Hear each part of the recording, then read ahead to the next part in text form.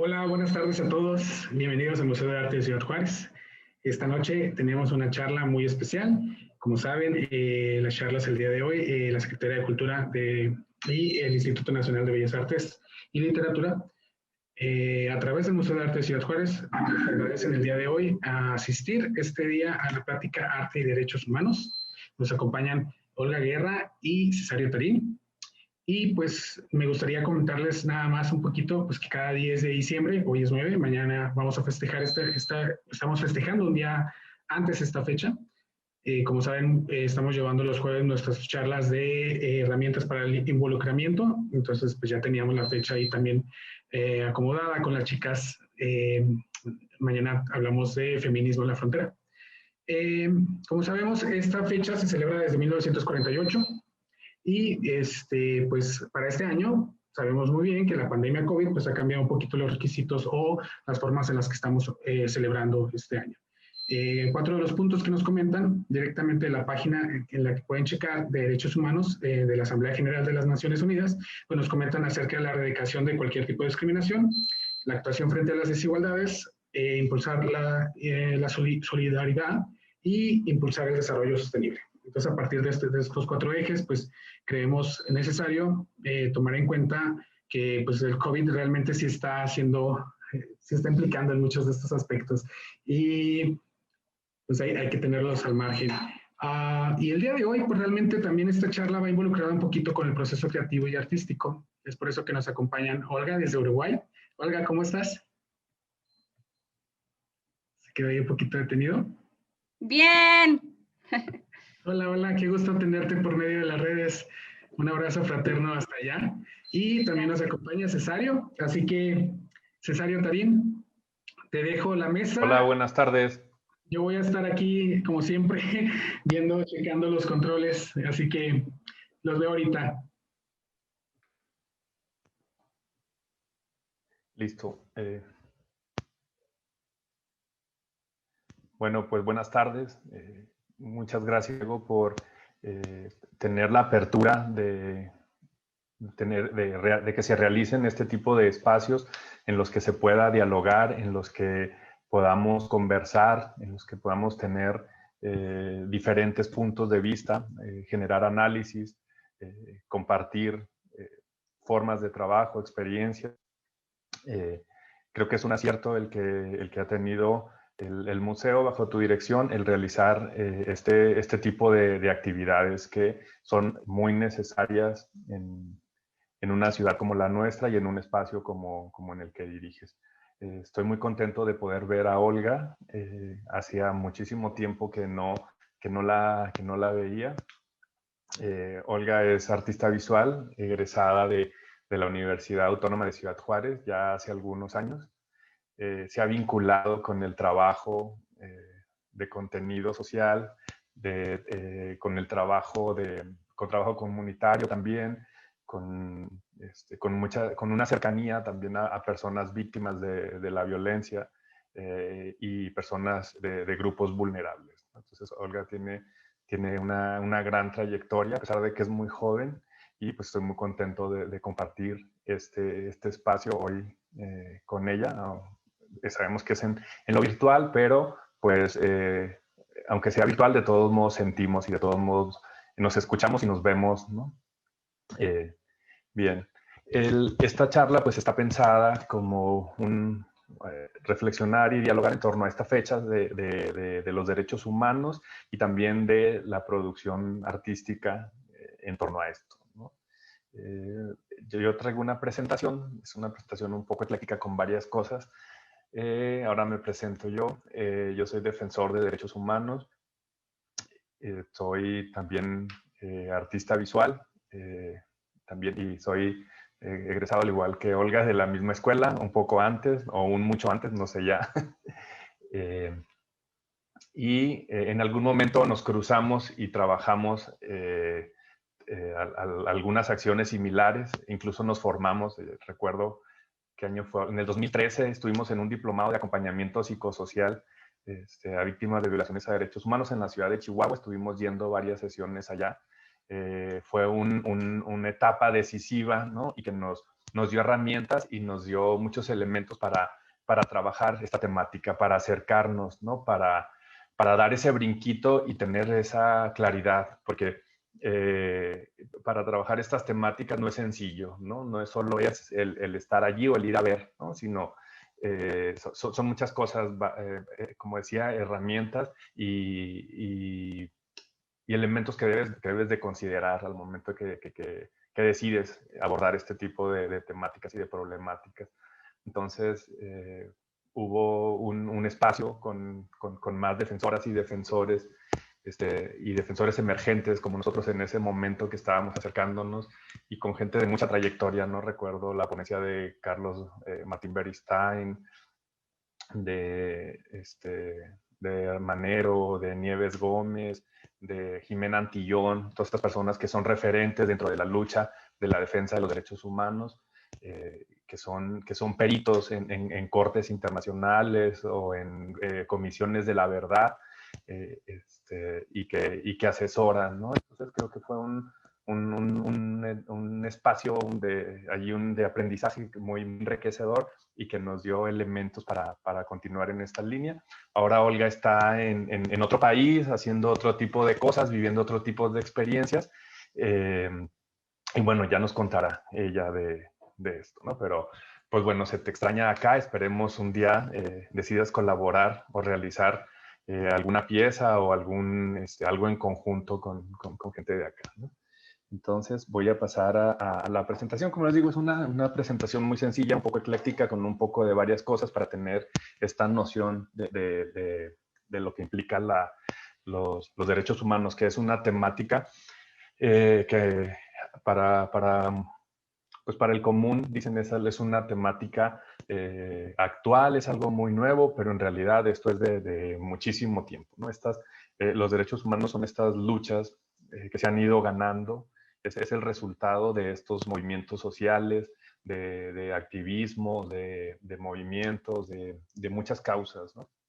Entonces ese conjunto ya en la actualidad, pues ese conjunto de normas, ¿no? Que nos dan cierta protección frente al Estado, ¿no? O sea, digo cierta protección porque el hecho de que ya existan, pues no, no necesariamente nos dan ese pleno goce o esa garantía, ¿no? O sea, allí están, muy bien, pero bueno, hay todavía muchos mecanismos que tenemos que echar a andar para que se cumplan, ¿no? O sea, nuestro país es un país con muchísimas leyes, con muchísimos tratados internacionales, que los tratados pues tienen un lugar especial, al igual que la Constitución, están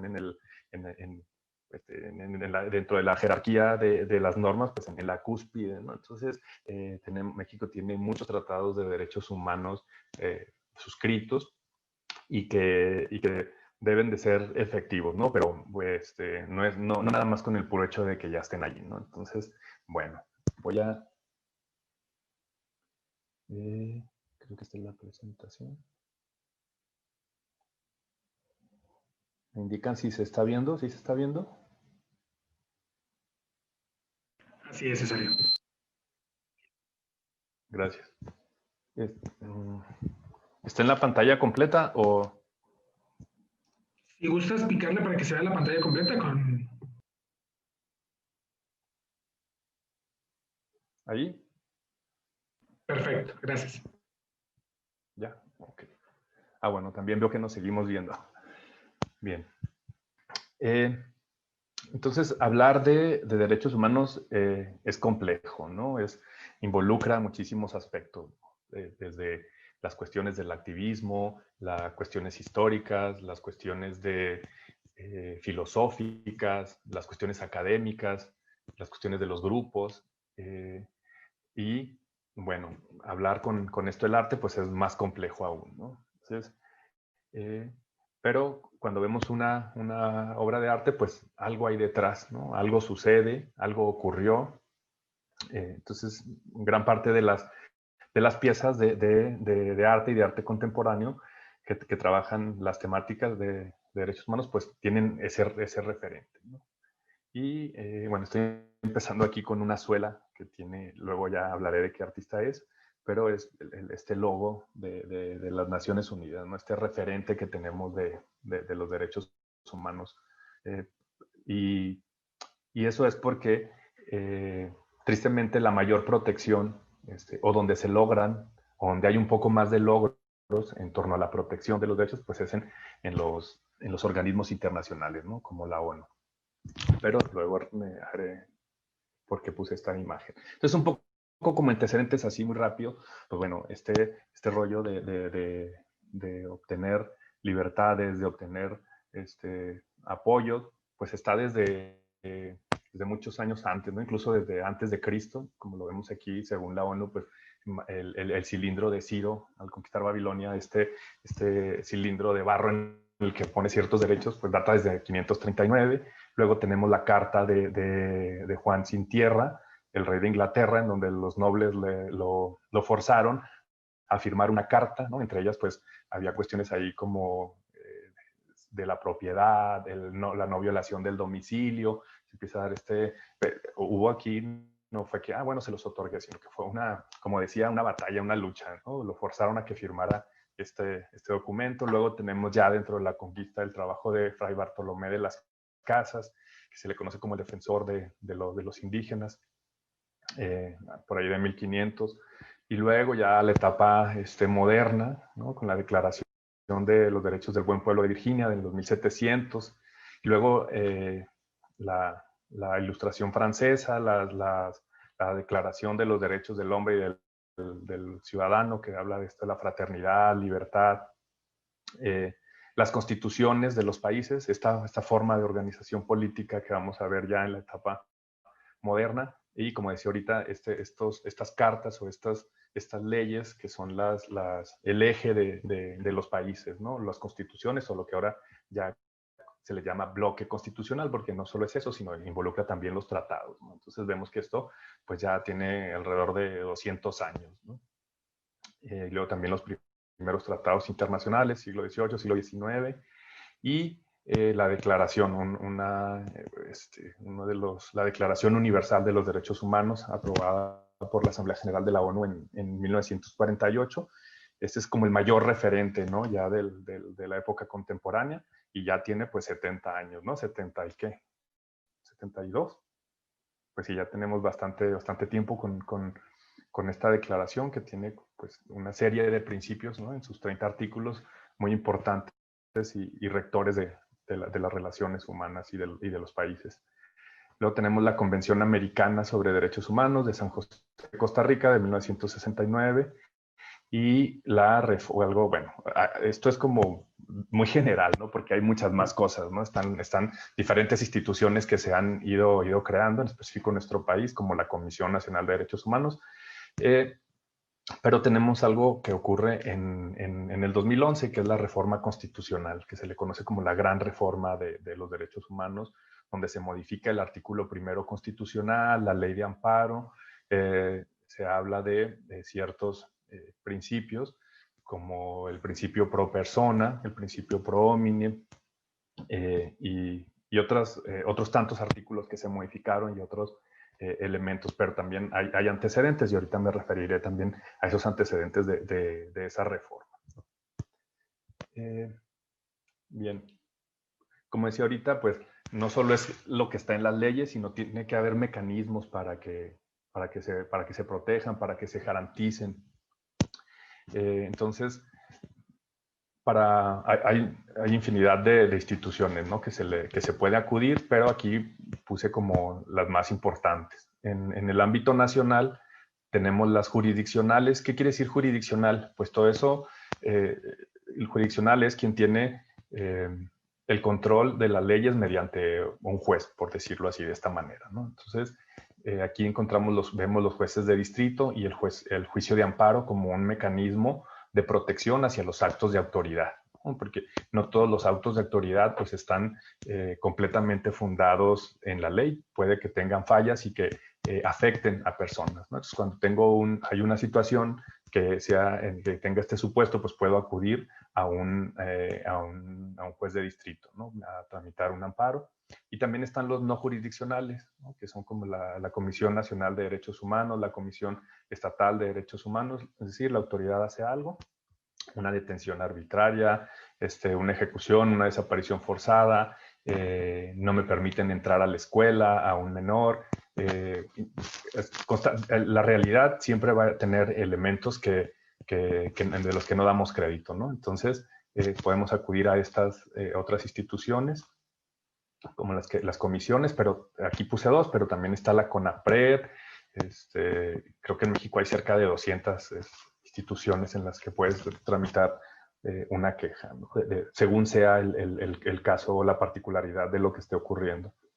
Y en las jurisdiccionales pues se emite una sentencia vinculante que obliga a la autoridad a realizar o no a realizar cierta cosa, y las no jurisdiccionales emiten una queja que si bien no es vinculante, pero tiene una fuerza política, ¿no? Las quejas, hay unas quejas que están, que incluso también pueden llegar a formar parte de la doctrina o de la dogmática jurídica, ¿no? O sea, manejan conceptos interesantes o conceptos en esto de los principios de los derechos humanos, de la progresividad, conceptos de avanzada, ¿no? Entonces, también tienen peso y, aunque no sean vinculantes, por ejemplo, en materia de reparación del daño, si una persona tiene calidad de víctima y no hay una sentencia, pero si hay una queja, bueno, con eso es suficiente para que pueda acceder, ¿no? Entonces, dejaría entre comillas esto lo de no vinculante, ¿no? Entonces, otros mecanismos pues son los internacionales, y en los mecanismos internacionales pues tenemos el sistema universal, que corresponde al de la ONU, donde están los grupos de trabajo, comités, relatores, oficina del alto comisionado. Es una estructura pues inmensa.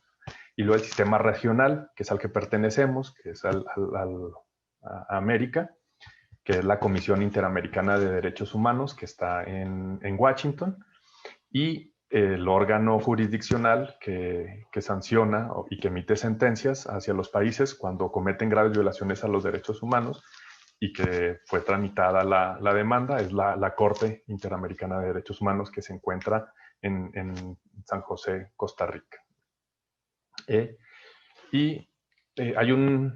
derecho hay un principio que se llama de definitividad. Para poder acceder a los mecanismos internacionales, pues hay que pasar por los nacionales, aunque hay excepciones, ¿no? Como en casos graves como la tortura o la desaparición forzada, en los que puedes acceder de inmediato a los sistemas universal o regional. Pero primero hay que agotar en el resto de casos, pues las instancias nacionales. Y el peso de las sentencias de la Corte Interamericana es muy fuerte y es muy importante porque generan cambios en los países. Si bien una sentencia de la Corte Interamericana no resuelve un caso en específico, en concreto, sí genera ciertos efectos en un país. Por eso una muestra de ello es la reforma de 2011 en materia de derechos humanos, la que decía ahorita. Su precedente es una sentencia de la Corte Interamericana, ¿no? Que ordenó en específico cambios legislativos, ¿no? Entonces, aquí puse, en la página de la Corte Interamericana hay 14 sentencias en respecto a México, pero estas que son de carácter, que son condenatorias, y en las que son 7 y en los que nos da un panorama de nuestro contexto, ¿no? O sea, los casos que se llevan de México a las instancias internacionales pues tienen que ver con esto, con feminicidio, con desaparición forzada y con tortura. De estas 7 encontramos 2 que tienen que ver con Chihuahua, ¿no? Caso Campo Algodonero, González y otras, y caso Alvarado Espinosa y otros, ¿no? El primero pues de feminicidio y el segundo de desaparición forzada, que el segundo pues es muy reciente del 2018, que tiene que ver con las graves violaciones que se cometieron durante el operativo Conjunto Chihuahua, que fue una operación militar que estuvo en todo el estado, pero principalmente en Ciudad Juárez, ¿no? En la parte norte, donde los mandos militares pues ocuparon el control de la seguridad pública. Entonces el caso Alvarado Espinosa es un caso que se da en ese contexto, y bueno, como lo expliqué ahorita al inicio, es un caso de desaparición forzada, llegó de inmediato a las instancias internacionales, se le da el trámite, primero llegan a la comisión que es en Washington, a partir de allí, pues, se realizan investigaciones, se realiza pues, el proceso, ¿no? que corresponde, emiten las recomendaciones al Estado, el Estado, si no responde, pues entonces ya se turna o se somete a la jurisdicción de la Corte Interamericana, ¿no? Que ahí es cuando ya se sanciona al Estado. Entonces, pues estas sentencias traen cada una pues sus particularidades, pero efectos que tengan que implementarse o modificaciones, cambios legislativos, creación de instituciones para los países, ¿no? Entonces, caso algodonero, por ejemplo, es muy conocido, campo algodonero, entre las tantas resolutivos que hay, por ejemplo, es el resolutivo del memorial, como uno de los aspectos de la reparación del daño. Entonces, hay que tomar en cuenta que las sentencias de una corte de estas características pues se alejan de los aspectos legalistas, ¿no? Entonces contemplan otro tipo de situaciones o de aspectos, entonces incluyen actos como estos, ¿no? Actos quizás simbólicos como la disculpa pública o el memorial, ¿no? Que no lo vemos, por ejemplo, en una sentencia de una sentencia penal, ¿no? Por ejemplo. Y bien, como parte de este trabajo que hace el sistema universal, pues están los relatores. Son estas personas que realizan visitas a diferentes países para ver cómo está la situación de derechos humanos, ¿no? Y hay en diferentes temáticas, en infancia, en indígenas, en tortura. Entonces, el relator Juan Méndez estuvo en nuestro país en el 2014 y pues, bueno, recogió el contexto de nuestro país, y en el informe que se publicó en el 2015 dijo, pues la tortura es generalizada en México, ¿no? O sea, así, de ese nivel es como nos han evaluado los relatores, ¿no? Bueno, al Estado, ¿no? Y esa es parte de nuestro contexto, una problemática muy arraigada en los cuerpos de seguridad, ¿no? Un fenómeno que se sigue reproduciendo constantemente. Aun y cuando está completa, hay infinidad de tratados y leyes que la prohíben, pues la tortura se sigue cometiendo, se sigue perpetrando y en total impunidad, porque no, si uno busca sentencias en las que se haya procesado y sentenciado a alguien, a un funcionario público, pues la verdad es que son muy pocas o nulas. Y ahora sí, ya llego a esta pieza de Eugenio Merino, que se llama Pisando Derechos, del 2018, que es estas suelas de zapatos con los artículos de la Declaración Universal de Derechos Humanos grabados, ¿no? Entonces, ese es como los pies, ¿no? del Estado. En esa parte quedan los derechos, ¿no? Donde se van a tallar, donde se van a ir desgastando. Ese es bien.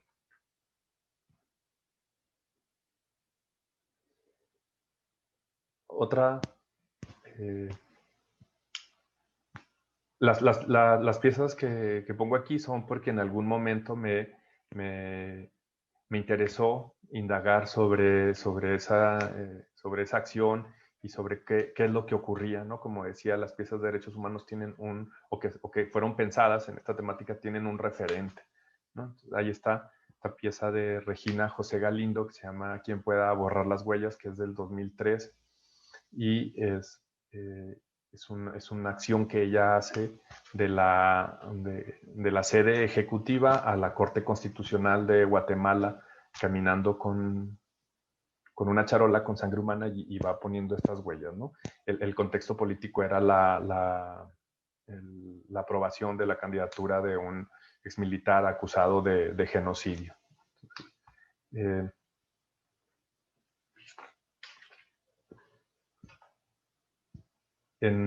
Acusado de genocidio en los años 80, ¿no? Dentro de este contexto de las dictaduras latinoamericanas. Y bueno, en el 2013 por fin se llevó a cabo el juicio contra el general Ríos, ¿no? Una audiencia pública donde tuvo que escuchar los testimonios, ¿no? de más de 90 víctimas. Entonces, esto pues fue un logro para los defensores de derechos humanos, para diversas organizaciones, ¿no? Tanto locales como internacionales, el poder llevar a un personaje de esa magnitud a un juicio, ¿no? Y fue condenado por genocidio. Esta es una pieza que tiene que ver con estas huellas también. Son estos grabados que hace pues familiares de personas desaparecidas. Por ejemplo, son los zapatos de Tita Radilla. Tita Radilla es hija de Rosendo Radilla, que fue desaparecido en los 70s, ¿no? En el contexto de la Guerra Sucia. Y el caso de ella, de este señor, pues bueno, dio muchísimas vueltas, ires y venires en instituciones. Nunca apareció. El caso llega a la Corte Interamericana y fue también condenado el Estado mexicano por este caso, ¿no? Este caso de desaparición forzada. Y en el 2009 pues fue la sentencia, al igual que la de caso de Campo Algodonero. Y el precedente de la reforma de derechos humanos es este caso, el caso Radilla, ¿no? Un caso de desaparición forzada modificó por completo el sistema jurídico, ¿no? De nuestro país.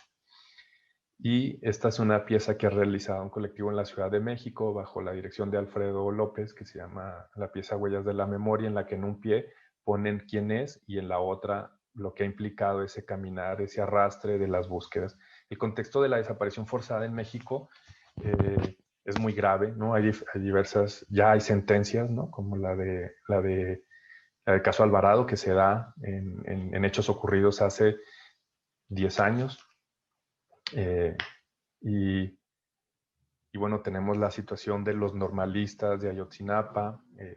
Ahorita voy a poner otras imágenes de las personas que cada 30 de agosto en diferentes fechas se reúnen en torno a la fiscalía y constantemente hacen acciones, porque es una problemática que no, es un fenómeno que no hay solución, ¿no? La impunidad continúa, no hay respuestas. Bueno, en Juárez pues tenemos la situación de lo que ha implicado los casos del feminicidio, que han continuado, ¿no? en ese letargo, ¿no? Siempre sin una respuesta. Entonces voy a leer lo que dice aquí este grabado de los zapatos de Tita. Dice: soy Tita Radilla, hija de Rosendo Radilla, desaparecido por el ejército el 25 de agosto de 1974. Padre, he tomado mucho tiempo en tu búsqueda y no pararé hasta encontrarte. Y bueno, aquí están los zapatos con la misma dinámica, ¿no? El nombre de la persona y el mensaje.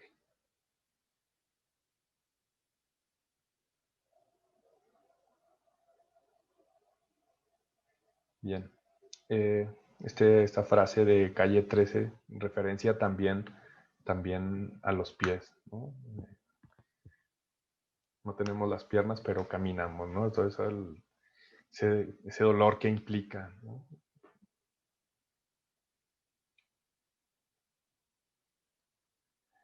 Bien, ahora pongo una cita de Roberto Manero, quien mencionaba al inicio, que fue uno de los autores que tanto a Olga como a mí nos pareció interesante trabajar desde lo que él planteaba para el acercamiento con las víctimas, ¿no? Entonces, voy a leer la cita. Dice: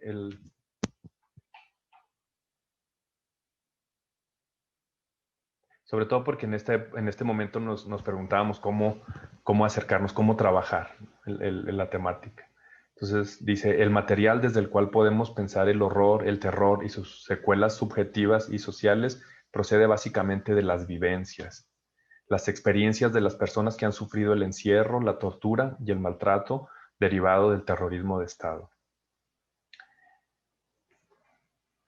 Esto tiene relevancia porque dentro de la producción artística sobre todo en el arte contemporáneo, vemos cómo se acercan para hablar de este fenómeno a través de diferentes medios, ¿no? Y no hay, en muchos casos nos ha tocado ver tanto a Olga y a mí, que no hay como ese acercamiento hacia esas vivencias, ¿no? Hacia, hacia la situación de la persona, ¿no? Hacia ese, o hacia la víctima, o incluso la comunidad completa, ¿no? Hay el contexto de Juárez ha habido en diferentes etapas, y creo que Willibaldo Delgadillo lo aborda en su libro de Fabular Juárez, esta invasión, ¿no? O también como este extractivismo, es decir, llego a donde está ocurriendo este fenómeno y voy a dar voz, voy a hablar de él. Entonces, muchas veces sin tomar en cuenta la voz que ya existe desde lo local, ¿no? Las voces que se han generado, los movimientos, las decisiones también de las personas, ¿no? Entonces, creo que, bueno, no es que sea malo el irrumpir, pero sí veo importante como tener un acercamiento desde otro enfoque, desde otra visión, antes de generar el documental, la nota, la fotografía, la película, la pieza, la acción, ¿no? En una ocasión, en una ponencia con estudiantes de la licenciatura en artes, recuerdo, no sé si era por ahí 2010, 2011, cuando los periódicos estaban llenos de notas de homicidios, decían los alumnos en un coloquio que ellos no querían replicar eso de lo que los medios estaban haciendo. Si queremos hacer otro tipo de murales, otro tipo de gráfica, no queremos hacer eso. Entonces yo les decía, sí, muy bien, y las víctimas, los sobrevivientes, tampoco quieren eso, tampoco quieren que se replique lo de los medios. Por eso es importante acercarse y tener ¿cómo se puede decir? Pues este contacto, ¿no? De las vivencias. En Juárez, pues bueno, como ya lo había mencionado, está el movimiento de las madres, este movimiento que pues ya lleva décadas, ¿no? Por la búsqueda de sus hijas desaparecidas, ¿no? O asesinadas. Las madres también de hijos desaparecidos o asesinados, pero principalmente en la imagen son madres de hijos desaparecidos en los últimos 12 años, ¿no? Entonces, en esta acción la llevan a cabo cada 30 de agosto, ¿no? Que es el Día Internacional del Detenido Desaparecido, también el Día de las Madres. Si no mal recuerdo, creo que este era un Día de las Madres en el monumento a la madre que está en el Parque Borunda, ¿no? Entonces, a veces son pocas, a veces son más, a veces hay espacios que les permiten expresar todo ese arrastre que llevan, ¿no? Todas esas cargas que implican el tener esta condición, ¿no? De tener un hijo desaparecido, esa dualidad, ¿no? Que lo están esperando, y que están haciendo la búsqueda, y esa indolencia, ¿no? Por parte de las autoridades hacia casos como estos que nunca hay respuesta, ¿no? Los rastreos ciudadanos, este fue el del 2016. Pues estas acciones en las que buscan a las personas desaparecidas, esto es en el Valle de Juárez, es un rastreo ciudadano organizado y convocado por familias y organizaciones y financiado por ellas mismas, ¿no? Pues son espacios y momentos complicados en los que pues es el motor, la búsqueda de la persona, ¿no? Entonces se organizan, llevan lo básico, lo necesario. Sí, la autoridad acompaña con algunos elementos de seguridad, con un que otro perito, a veces no calificado, pero allí van, ¿no? Entonces, y pero sí muchas personas que están acompañando a las familias. En esta ocasión recuerdo que había un grupo de Saltillo, creo que se llama el Grupo Vida, y ellos llevaban una camioneta y la autoridad les había dado esa camioneta para eso, para que se organizaran y realizaran búsquedas, cuando lo que tienen que hacer es la autoridad realizar las búsquedas, llevar los expertos, hacer la logística de todo esto, ¿no? Esto es parte de lo que enfrentan las familias en este tipo de búsqueda, ¿no? Y acudir a una acción como esta, pues es parte de tener contacto con esas vivencias, ¿no? En esta ocasión se encontraron, creo que alrededor de 40 fragmentos, ¿no? de huesos en el arroyo del Navajo, en el Valle de Juárez. Creo que después quisieron organizar otros, pero pues ya no se pudo, es una zona complicada, ¿no? Aquí vemos algunas familias y acompañantes. También hablando del 2010, esta es una acción que realizaron los estudiantes de artes visuales cuando le dispararon, la Policía Federal le disparó a un estudiante de sociología. No sé si te acuerdas, Olga, de esa acción que hicieron en la que se pintaron los pies de rojo y, bueno, marcaron varias mantas y la entrada a la universidad, ¿no? También me pongo esta pieza porque me he estado hablando de las huellas y del arrastre y de las marcas, ¿no? Entonces, el sector de los jóvenes ha sido un sector o una población sumamente atacada, ¿no? Discriminada. Se habló durante la etapa de la violencia fuerte hacia Juárez del juventicidio, ¿no? Por esta gran cantidad de jóvenes asesinados, torturados, detenidos, enjuiciados, ¿no?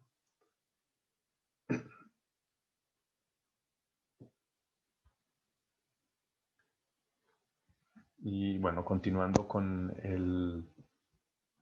estas luchas que llevan, como decía, ya décadas, pues las madres que se colocan en estas instituciones como la Fiscalía de la Mujer, como decía anteriormente, se han creado nuevas dependencias, nuevas instituciones a raíz de las sentencias, de las recomendaciones, pero pues las dinámicas de trabajo,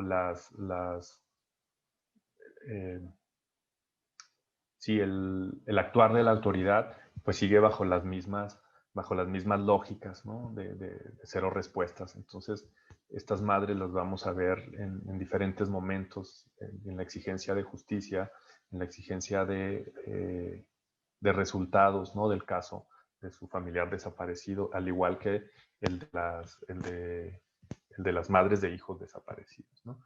Entonces, pues hacen estas acciones fuera de la fiscalía en la que pues solo es ese momento, ¿no? O sea, solo es ese momento porque es el día, pero porque algo se conmemora, ¿no? El Día de la Madre o el Día del Detenido Desaparecido. Y es un espacio en la que expresan a través de un micrófono, a través de una cartulina, a través de una entrevista, parte de eso que han ido llevando en la búsqueda de su familiar, ¿no?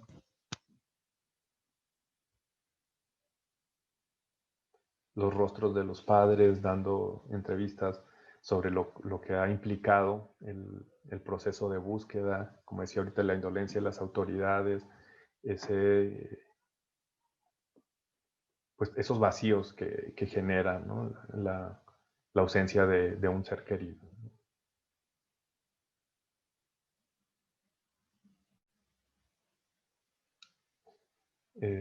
El caso del que mencionaba ahorita, el caso Alvarado, en la Corte Interamericana, la familia aquí sosteniendo un hashtag, un mensaje que dice fue el ejército, porque el Estado hasta el último momento dijo que no había sido el ejército, ¿no? Que eran personas que se parecían, pero que no eran.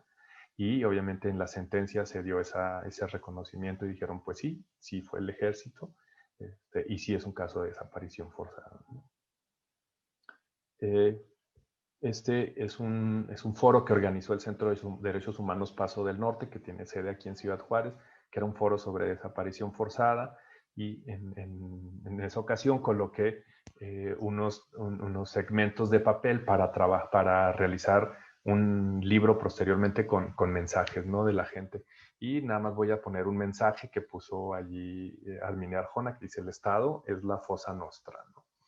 Es decir, la mayor fosa o las fosas, pues bueno, las ha generado el Estado. También ese mismo material estuvo con estudiantes de la Universidad Libre de Berlín, del Instituto de Estudios Latinoamericanos, y me llamó mucho la atención algunos de los mensajes que pusieron. Nada más voy a leer así rápidamente unos cuantos, ¿no? Que dice: la fuerza de tu nombre para la lucha. El nombrar, ¿no?, a las víctimas. Es muy importante el decir su nombre completo, su historia completa, porque en los casos de tortura o de desaparición forzada se invisibiliza eso, ¿no? Muchas veces son estadísticas, son números, pero no hay los nombres. Otro que dice: nuestro nombre es memoria y territorio. Otro que dice: yo también me hago responsable de tu historia. Como parte de esta la entiendo como parte de esa conexión y de estas viviendas, ¿no? O sea, cómo hacernos responsables también de esa historia, ¿no? No solo es el ir a extraer y llevar y mostrar y dar voz, ¿no? En fin. Y bueno, creo que con eso concluyo. Y no sé si ya me extendí mucho, Olga, si quieres ya continuar, porque creo que ya hablé de más. Pues, hola, ¿se me escucha? Sí, sí. Bien, pues yo agradezco también mucho la invitación de Cesario y Diego además de la conmemoración de mañana, por la apertura y la posibilidad de vincularnos nuevamente entre ustedes, yo, pese a la distancia. No sé si amerite presentarme. No preparé realmente una presentación de qué hago. Pero bueno, yo nací en Ciudad Juárez. Estudié también en la Universidad Autónoma de Ciudad Juárez Artes Visuales y trabajé con cuestiones vinculadas a la violencia extrema que vivía Ciudad Juárez en la tan famosa guerra contra el narcotráfico, que en realidad es también lo que decía Cesario, casi que una guerra contra jóvenes, pobres principalmente, y que además en esa militarización de Ciudad Juárez se incrementaron los feminicidios en una cantidad brutal, disparatada, y mientras la nota roja exhibía diariamente que las víctimas eran hombres relacionados con el narco. Y bueno, tengo 6 años viviendo acá en Uruguay y tratando de producir mi obra o la obra siempre con el tema de los vínculos, humanos y no humanos últimamente. Entonces, bueno, eso así como para redondear. En esta invitación que me hizo Cesario por esta cuestión del arte y los derechos humanos, fue muy movilizante para mí porque me ha hecho volver a recordar todo lo que hemos vivido en Ciudad Juárez y todo lo que hemos trabajado en Ciudad Juárez, desde el barrio, desde poco de la universidad, pero más bien desde mi barrio, desde el vínculo con otras gentes y con Cesario. Y yo escribí un texto que quiero leer, es un texto corto, que plantea preguntas sobre el cómo se producen estas obras que producen ciertos o ciertas artistas más como en la esfera del arte contemporáneo hegemónico, cómo se producen mecanismos de producción que son muy parecidos o que parecen prácticas extractivistas, o en que en muchos casos son prácticas extractivistas. Las preguntas que planteo o que planteamos tienen que ser, ay, perdón, estoy leyendo acá el chat y me distraigo. Las preguntas que Cesario y yo estuvimos intercambiando antes de esta presentación corrían en torno a las relaciones éticas de producción. Y bueno, voy a empezar con el texto. No voy a compartir pantalla, así que díganme si se escucha bien y si está todo bien. Sí, no te preocupes. Cesario, ¿quieres que veamos a Olga? ¿O seguimos compartiendo tu pantalla?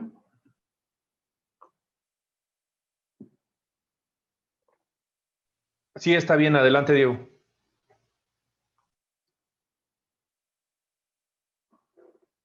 Hola. Sí, adelante, Olga. A ver.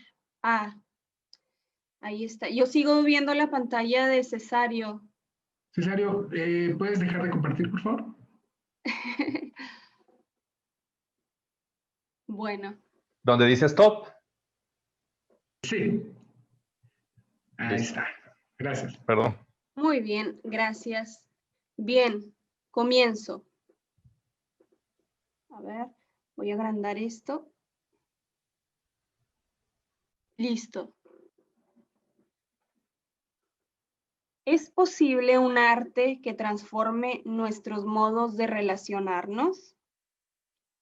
¿Existirá la creación que desborde los límites mismos del lenguaje, la historia y las formas? ¿Puede un artista autor transformar la vida en nombre de la denuncia y del bien?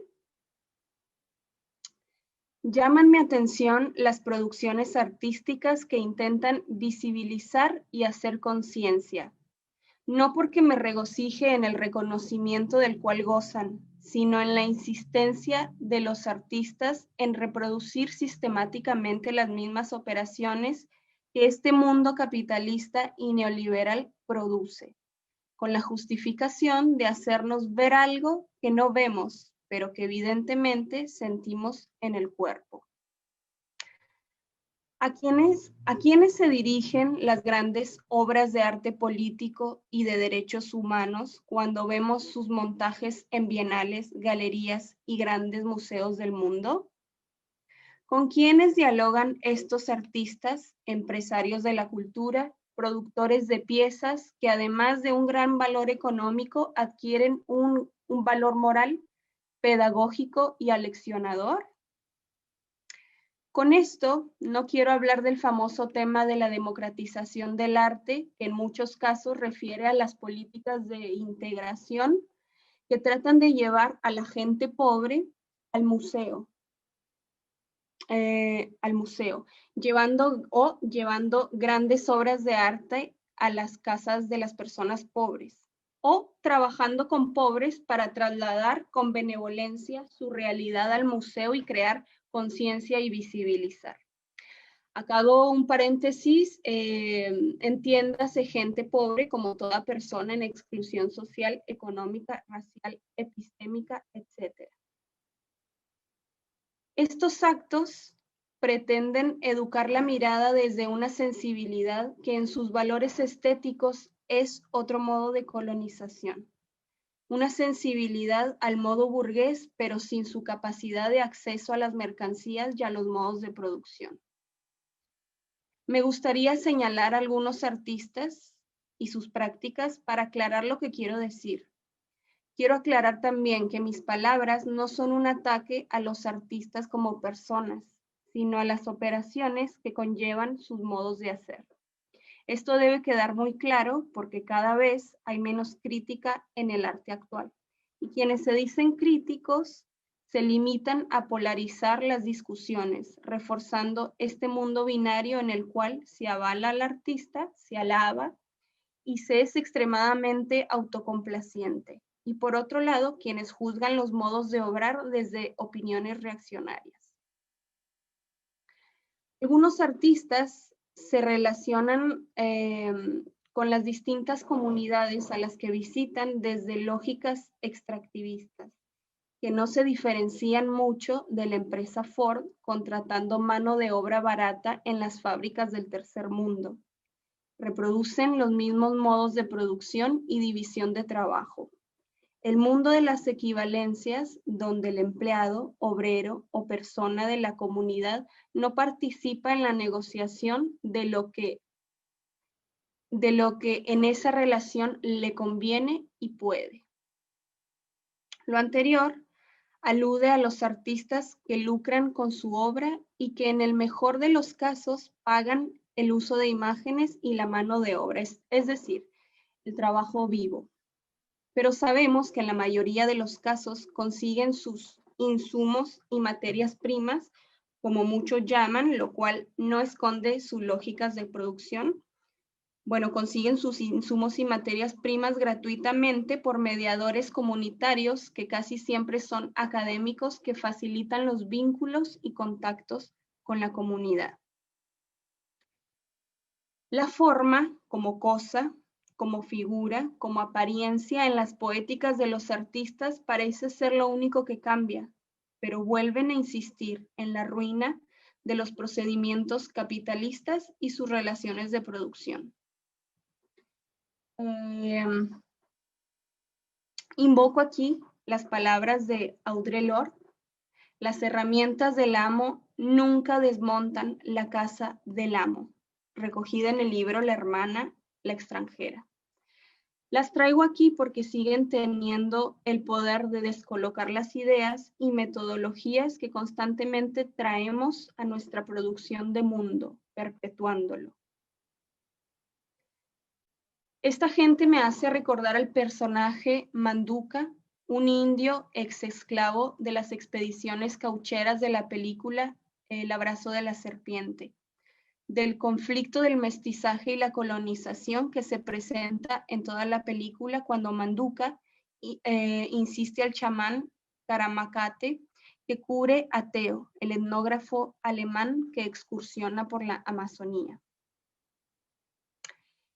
Ivan Illich, en su discurso Al diablo con las buenas intenciones, en el Conference on Inter-American Student Projects en Cuernavaca, Morelos, México, en el 68, tiene este discurso que dice a los estudiantes y voluntarios blancos estadounidenses en México: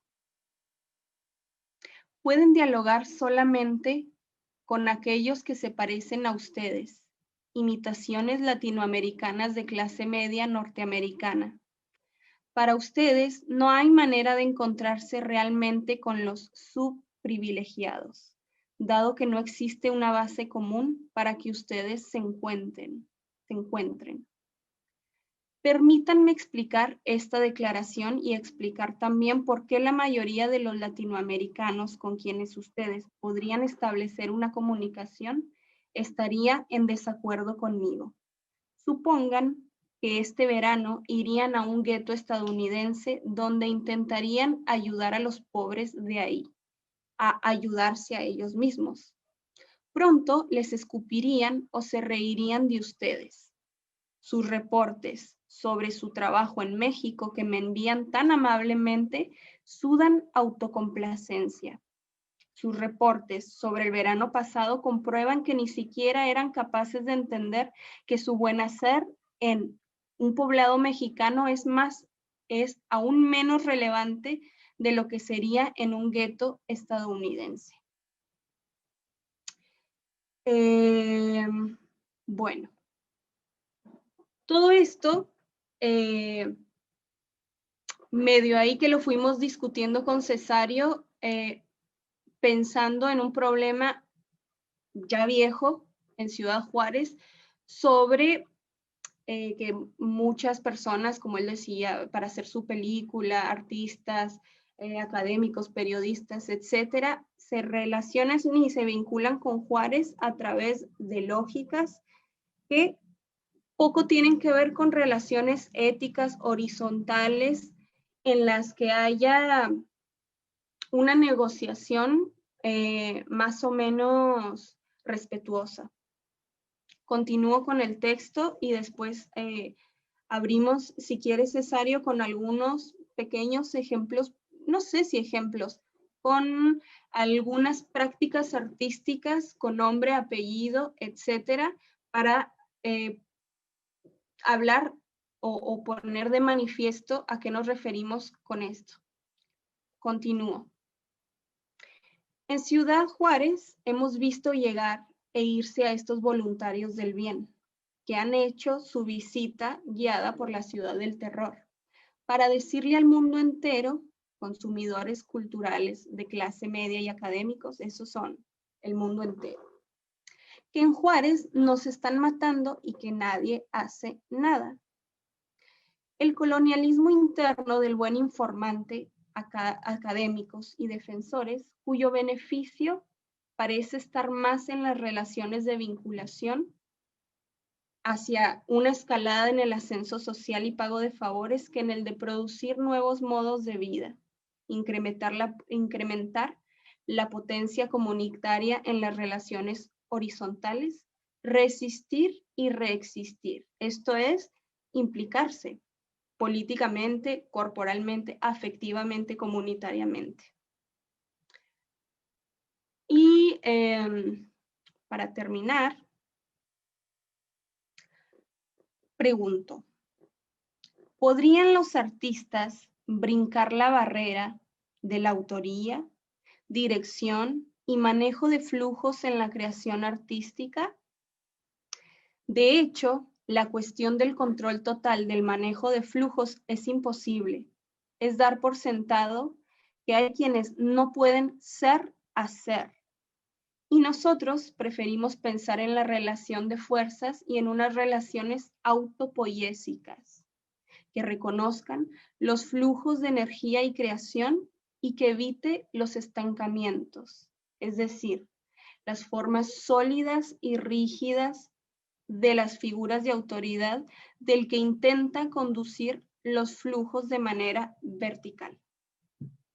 Sin duda, la transformación de nuestras realidades es constante y somos parte de esta guerra en relaciones de poder donde uno como individuo solo, ya sea persona, artista, autor, únicamente figura, carita, etcétera, no puede transformar la vida en su conjunto, modos y operaciones por la simple y compleja limitación físico-material.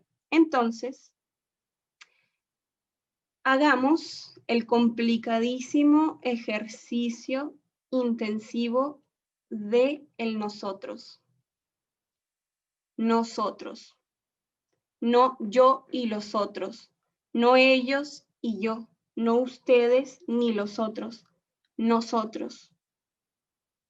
Ahí termina mi texto. Y si quieren, bueno, podemos continuar.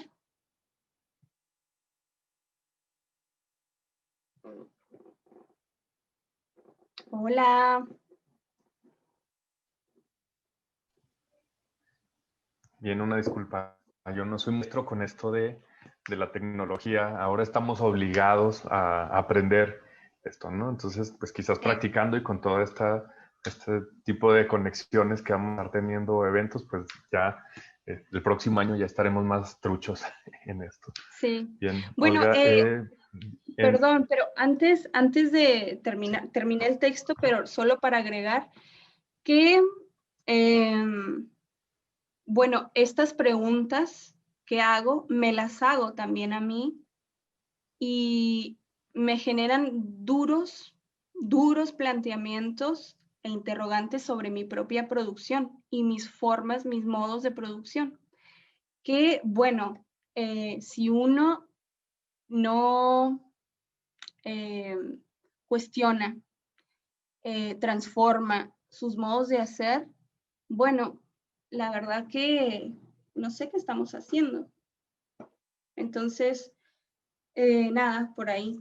Faltaba también un poco hablar específicamente de algunas prácticas y artistas puntuales como para que no quede este textito como una cosa ahí al aire abstracta que no tiene consistencia material.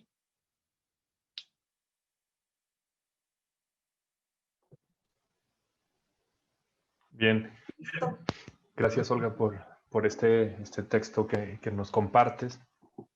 Nos dejas con muchas dudas, con muchas interrogantes. Vuelves a traer esa discusión pues de las prácticas extractivistas, ¿no? Del extractivismo intelectual, del extractivismo cultural, ¿no? Entonces, sí, lamentablemente yo hablé un poco del contexto de Juárez, es decir, están estos fenómenos que ocurren, estas diversas violencias, ¿no? Que se han materializado en la frontera, estas violencias subjetivas y objetivas también.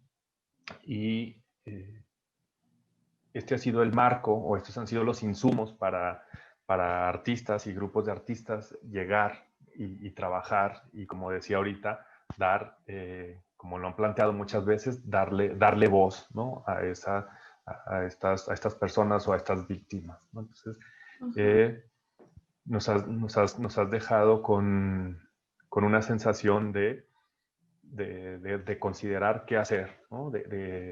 Ante lo que tenemos, ante lo que viene, ¿no? Como dice Willibaldo, esos foros por venir, ¿qué hacer, ¿no? en estos foros? ¿Cómo nos vamos a cuestionar? ¿Qué vamos a reflexionar en torno a esto que no es nuevo, que ya tiene décadas, ¿no? Produciéndose y reproduciéndose? Entonces, ¿tú qué sientes que se tenga que, o qué nos dirías que se tiene que hacer? No, eso es algo Sé que tú misma te lo cuestionas. Claro, pero además que yo plantee una respuesta hacia las preguntas que estoy haciendo es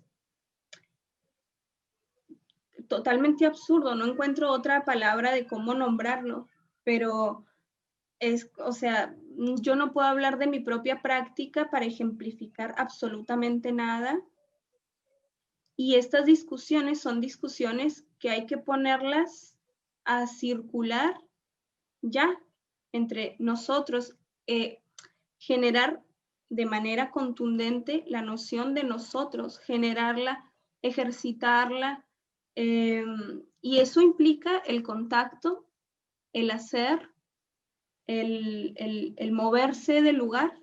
El moverse del lugar no solamente el cómo un cuerpo se puede desplazar a otro lugar, como lo vemos en la frontera, ¿no? Sino cómo, o sea, por eso hablaba de brincar el límite o derribar las fronteras o tal, porque también las fronteras son epistémicas y de los flujos de cómo hacemos lo que hacemos.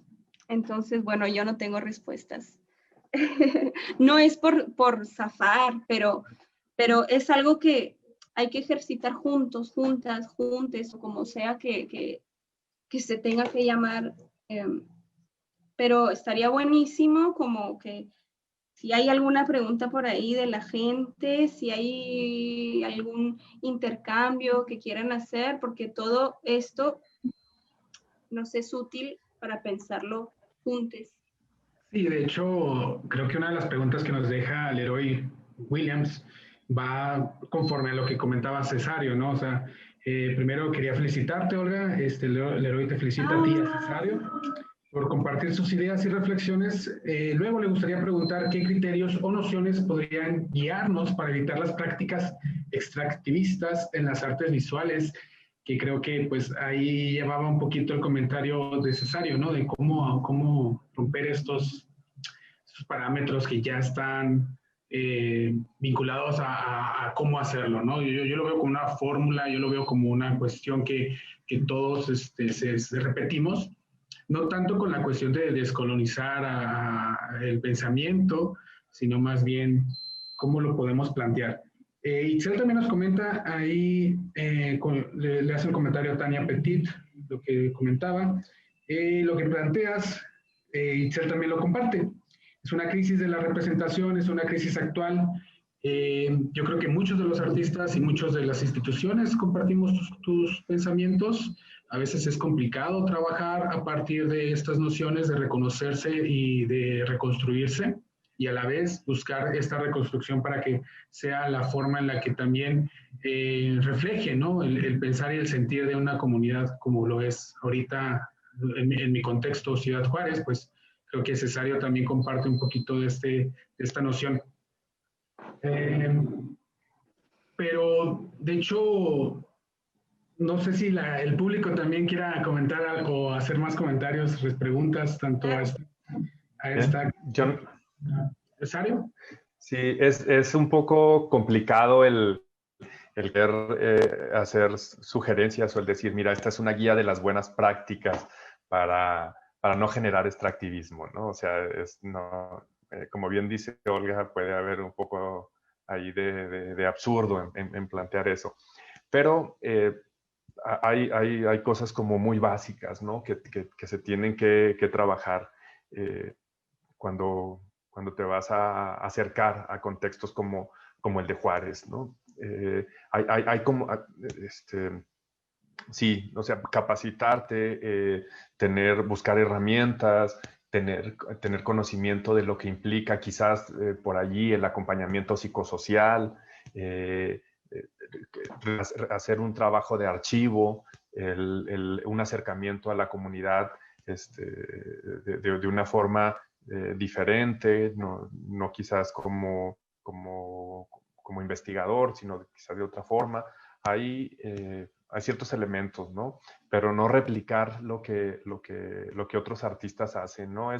Llego, hago mi scouting, me conecto con las organizaciones que ya tienen cierto capital, que ya han estado trabajando el tema, obtengo ese material, lo proceso, lo presento, obtengo el premio, chido, ¿no? Recuerdo el año pasado que decía, eso siempre lo recuerdo, no lo tengo presente en el Border Tuner, cuando se inició la pieza, Rafael Lozano Hemer iniciaba con una disculpa, ¿no? O sea, dice, me disculpo por mí y por los artistas que ya han venido, ¿no? Y hacía como una larga lista de artistas mexicanos y extranjeros, ¿no? Pero principalmente los mexicanos, ¿no? Entonces, sí, en Juárez hemos tenido una lista así inmensa, ¿no? Y los puedo mencionar ahorita, ¿no? Teresa Margolles, Santiago Sierra, Gina Arispe, el mismo Rafael, Francis Alice, no sé, infinidad, ¿no? Entonces, él pedía disculpas por todos ellos y por él, ¿no? Entonces,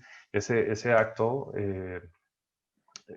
daba pie a reflexiones, ¿no? O sea, ¿qué ha ocurrido para que tenga que decir eso, ¿no? Entonces, yo como defensor, pues estoy siempre, o no siempre, ¿no? Espero que la disculpa venga del Estado, ¿no? Y no de un artista.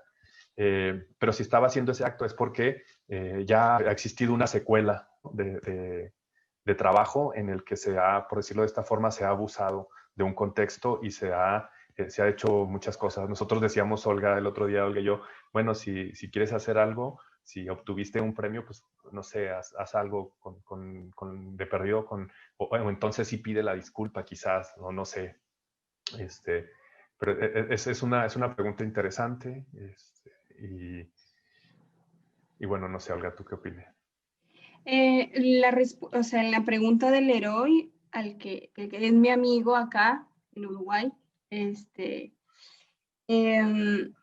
tú le contestaste sobre más o menos por dónde agarrar para generar unos modos de relación distintos, ¿no? Por ejemplo.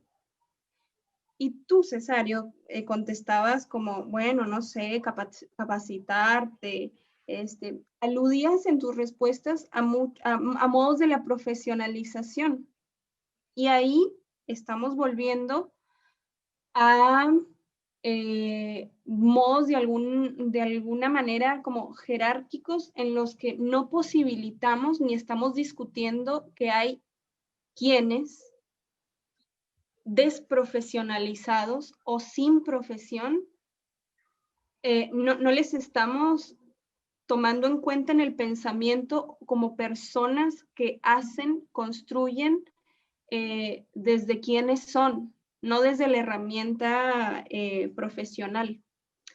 Bueno, estamos hablando de arte y derechos humanos, que ya son dos categorías profesionales e históricas.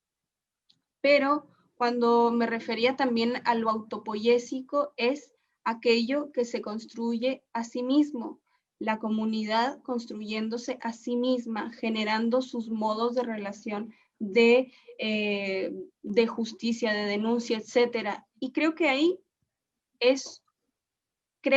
ese es un punto bellísimo, genial, precioso, potente, en el que como artistas, como personas o como quienes somos, podemos humildemente acercarnos a entender y ver qué pasa intuitivamente, porque además, ¿qué pasa?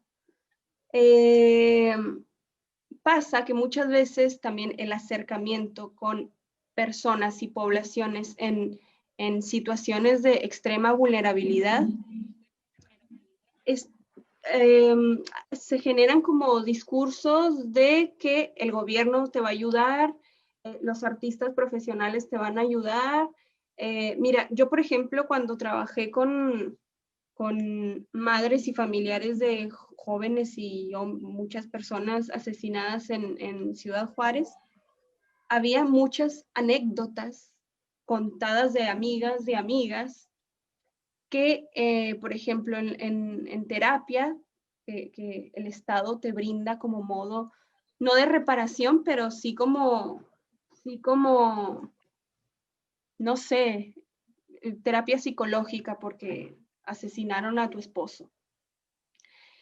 Muchas mujeres dejaron de ir porque en estas terapias me contaban que el psicólogo, por ejemplo, tenía unas formas de trabajar que ellas no se sentían cómodas. Por ejemplo, de hacerlas acostar en un diván y de hacer el psicólogo como reanimar una escena que fuera el marido de la mujer. Entonces empezaba a tocarlas, como si fuera eso parte de la terapia, y las mujeres, o sea, salían casi que corriendo de ahí, pero sin tener la mediación del lenguaje que muchas veces nosotras como personas que trabajamos en ámbitos académicos, que tenemos como cierto manejo del lenguaje, podríamos transmitir o decir, a ver, lo que quiero decir es que hay una brecha entre el profesional o la gente profesional y estos grupos de vulnerabilidad social grave. A veces pensaba, o sea, la palabra sí es casi que una obligación cuando eres una persona vulnerada o vulnerable o llevada hacia las situaciones de vulnerabilidad, porque el sí casi es una obligación del colonizado, del responder siempre positivamente, siempre casi como en un modo de servidumbre. Llegar al no es un trabajo muy fuerte y muy difícil, y se nos ha negado constantemente. Entonces, lo que quiero decir, que no sé si ya me fui por las ramas, es que pensemos en modos donde la comunidad se hace a sí misma, entonces, y que no se generen tampoco estas dependencias, que venga el profesional a hacernos, a ser un interlocutor válido, porque ahí también es una forma de ostentar el privilegio y el poder de quien dice y quien tiene los medios de decir y hacer visible, concientizar estatutos morales, vínculos institucionales bueno, eso. No sé si me fui más por las ramas o me expliqué más o menos. Sí, de hecho, sí. No, bien, Entiendo completamente. Cesario, ¿tienes algún comentario? no, sí, de acuerdo con algunos de los planteamientos de Olga. Cuando yo hablaba de esta parte de la capacitación, no era en el sentido de generar estas relaciones verticales.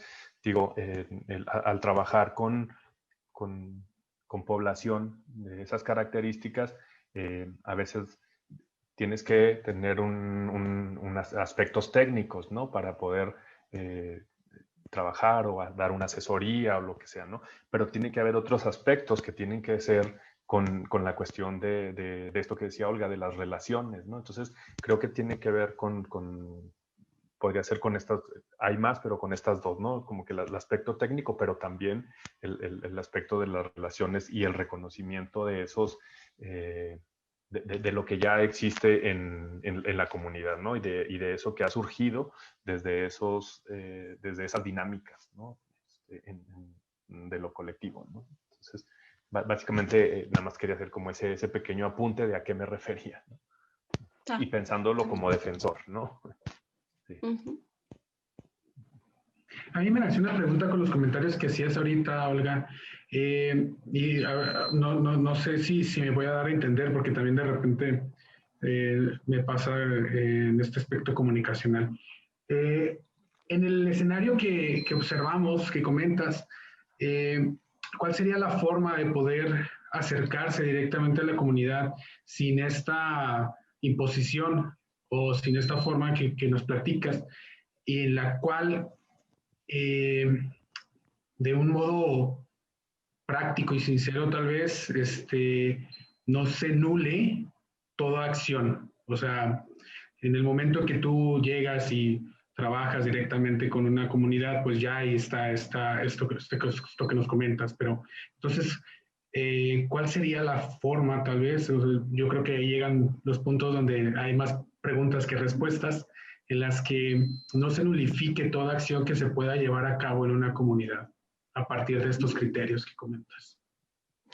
Primero, yo no creo que exista una separación entre quien irrumpe, citando la palabra que Cesario había dicho, como en la comunidad. No creo que haya una separación. Creo que la separación tiene mucho que ver con este mundo de separaciones, tiene mucho que ver con unas lógicas cartesianas que también hay que atacar. No creo que exista separación, pero creo que hay que rascar, investigar, meterse a ver cómo son esas relaciones. A mí me parece impresionante de mí misma y de otra gente que nos preguntemos cómo no ser jodidos con otra gente. ¿Sabes cómo? O sea, una persona siente cuando un vínculo es libre, cuando es amoroso no en el sentido cursi, ridículo de la relación de pareja, no, amoroso en el sentido del respeto, de la amistad, el apoyo mutuo. Creo que son palabras, nociones que hay que pensar. La amistad y el apoyo mutuo y darse un clavadazo, un clavado bien profundo en desmenuzar esas relaciones, cómo están compuestas, cómo estoy yo, quien sea que sea este cuerpo, produciendo, sosteniendo y participando en esos vínculos. No estoy diciendo que la pregunta que me hayan hecho sea mala o cualquier cosa, sino me parece bien fuerte que nos estemos preguntando cómo sí, cómo no ser jodidos en los vínculos. Porque creo que, bueno, estas lógicas de producción capitalistas, muchas veces modernas, neoliberales, están atravesando y atraviesan la vida toda, nuestras afecciones, nuestros vínculos, y es que por eso nos producen estas preguntas y cómo escapar de esas lógicas que nos producen y que producimos. No solamente en la producción artística de producto que se exhibe o de relaciones puestas en juego, sino de la profundidad y la emanación de nuestros afectos. No sé si me explico. Sí, claro, claro. O sea, cuestiones que involucran la empatía, que involucran el conocimiento de tu propia comunidad en primer lugar. Ok, pues tenemos Yo quisiera hacer un breve comentario rápido sobre eso que planteabas, Diego, sobre la nulificación y a ver si o entendí tu planteamiento o puedo como abonar algo. Por favor. Voy a referirme otra vez a la etapa del operativo Conjunto Chihuahua, la etapa de la violencia de Juárez, los años 2008, 2010, donde era un contexto muy particular de violencia, de graves violaciones a derechos humanos, mucha población vulnerable y bueno, está ese contexto. Luego viene algo que se llamó el Plan Todos Somos Juárez, ¿no? En la que se decía el eslogan era con arte y cultura vamos a solucionar todas las cosas y con todos estos proyectos, talleres, presencia de artistas, sí, de todo este trabajo comunitario y pensado desde las lógicas del Estado, ¿no? Con esta verticalidad, con todo esto que ya en algunos momentos mencionó Olga, y se implementaron, ¿no? Y se implementó y se generó infinidad de cosas, pero creo que todo ese trabajo quedó nulificado, ¿no? O sea, se nulificó y hubo gente que decidió no participar. Yo recuerdo, yo no participé en absolutamente en nada, ¿no? En nada de eso. En una ocasión fui al museo en una charla que había allí y recuerdo que estaban, muchos artistas cuestionaron a los titulares de los 3 niveles de cultura y ninguno tuvo una respuesta, ¿no? Entonces creo que ese podría ser quizás un ejemplo de cómo ese tipo de prácticas nulificó, ¿no? Pues esa intención de querer hacer algo, ¿no?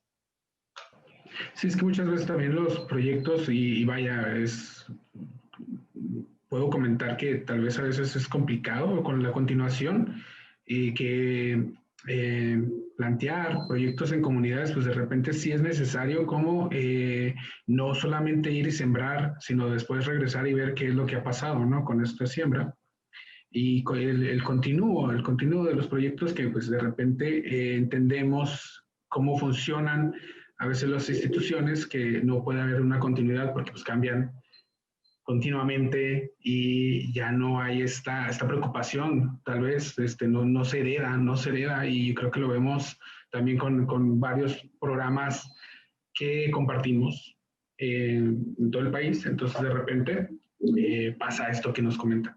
Pues no sé, chicos, creo que no hay muchas preguntas, creo que dejamos bastantes preguntas al público, se quedó un poquito, yo creo que también ahí como pensando a partir de todo esto.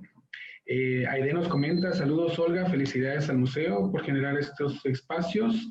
Creo que vamos a tener ahí también comentarios a futuro. Esperemos, no sé si gusten cerrar con algún comentario. Olga. Ay, no sé.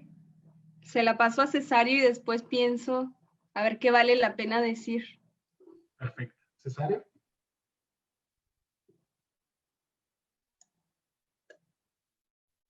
Estás en mute. Perdón, les digo que no estoy tan atento a esto y se me pasa, ¿no? Bueno, pues nada, que esperemos y estos espacios se sigan dando, que sigamos con reflexiones. En 1 hora y media pues no podemos dar respuesta a nada, nada más hacemos planteamientos pues de lo que vivimos, de lo que está en la realidad, de lo que acontece, del contexto, ¿no? De lo que nos ha tocado trabajar o con lo que hemos tenido contacto. Y Y qué bueno que pues estés, Diego, en este sentido de generar estos encuentros, ¿no? Esperemos que sigan dando esta reflexión y esperemos, Olga, pues coincidir en otro espacio, ¿no? Yo nada más concluiría con algo con una frase que publiqué a inicios de año, ya un poco empezado el año, ¿no? Porque en enero, pues, fue asesinada una colega, ¿no? Una colega artista y muy joven, ¿no? Emergente, ¿no? Y luego ella se llamaba Isabel Cabanillas y luego quisieron nominarla para un premio, ¿no? Entonces yo dije en aquel entonces, un tipo de cosas, pues primero verdad, justicia, memoria y medidas de no repetición, ¿no? Y luego, pues ya esos los trofeos, las medallas, los reconocimientos, ¿no? Entonces, pues hablando de los derechos humanos sobre este día, dejaría yo esa frase que puse sobre Isabel, ¿no? Bien. Y nada, en realidad, ahora que escribí el texto, pensaba, bueno, me gustaría que no quedara todo así como que como dejar esta cuestión como inquietante, pero a la vez está chido poder sentir esa inquietud, porque esa inquietud, si está presente, es que está movilizando las aguas, ¿no? O sea, si genera preguntas, está bien. Yo con eso me doy más que, me quedo contenta con eso. Pero en realidad es que está todo por hacer, porque si los modos de producción de los que ya hablamos se presentan e insisten y se repiten una y otra vez, por favor, esto es todo lo igual y solo cambia de forma, entonces está todo por hacer, pero todo por hacer. Entonces, eso me genera a mí mucha alegría.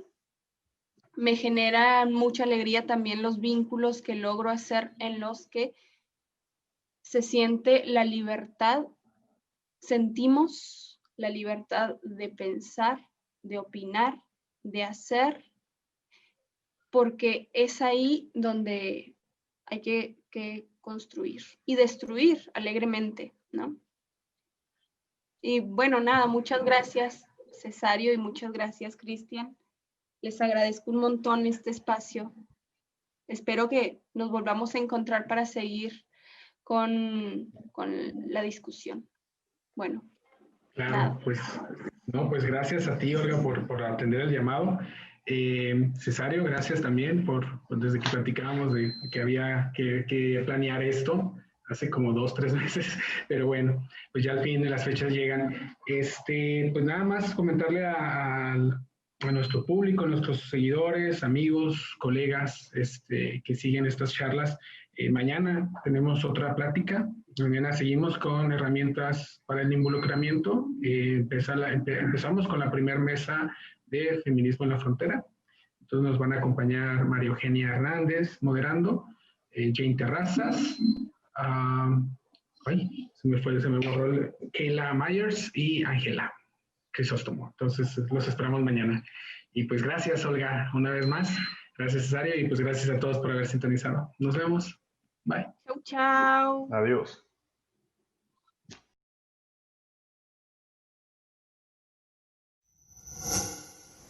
Gobierno de México.